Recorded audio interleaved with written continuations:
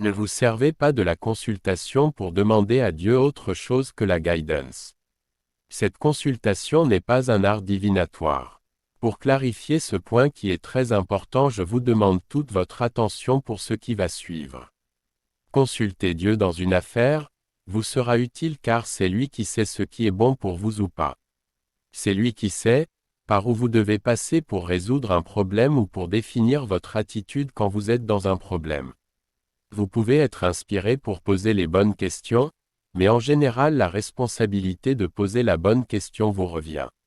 C'est comme dans un entretien, si vous ne posez pas les bonnes questions vous repartirez avec peu. Donc sachez évaluer une situation et définir le plus clairement possible les options que vous avez pour optimiser votre entretien avec Dieu. Admettons que vous avez discerné 3 façons d'avancer pour la résolution d'un problème et que vous demandez quelle option vous devez retenir en questionnant par élimination. N'oubliez pas de demander s'il existe une autre option meilleure pour vous. Comme par exemple la patience.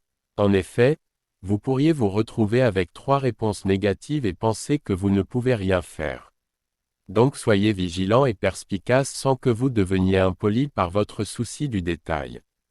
Beaucoup se sont perdus ainsi. N'oubliez pas à qui vous parlez. Votre attitude doit reposer sur le respect et l'humilité. Votre attitude lors de la consultation doit exprimer cette conscience. C'est toi seul que nous adorons, et c'est toi seul dont nous implorons secours. Guide-nous dans le droit chemin. Voilà ce qui résume sur ce que doit être votre attitude et comment profiter au mieux de chaque consultation. Vous l'aurez compris, la consultation n'est pas faite pour savoir tout sur tout. Fouiller dans les affaires privées d'autrui ou savoir si votre femme ou votre mari vous trompe, connaître le temps qu'il fait à Tokyo ou savoir quelle tarte est en train de vous préparer votre grand-mère, etc.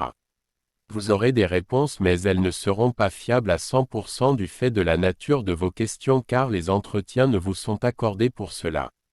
Restez plutôt dans le cadre de la miséricorde qui vous est donnée et agissez selon les réponses qui vous sont données. N'oubliez pas que lorsque vous sollicitez un entretien avec votre Créateur, il se peut que certaines réponses que vous recevrez échappent à votre compréhension. Tâchez de suivre sans discutailler car si cet enseignement vous est nouveau, la confiance en Dieu ne doit pas être une nouveauté. D'ailleurs, pour évacuer tout doute dans ces consultations, instaurez comme premier sujet ces questions. Est-ce que je dois suivre cette voie? Est-ce que cette voie est un bien pour moi?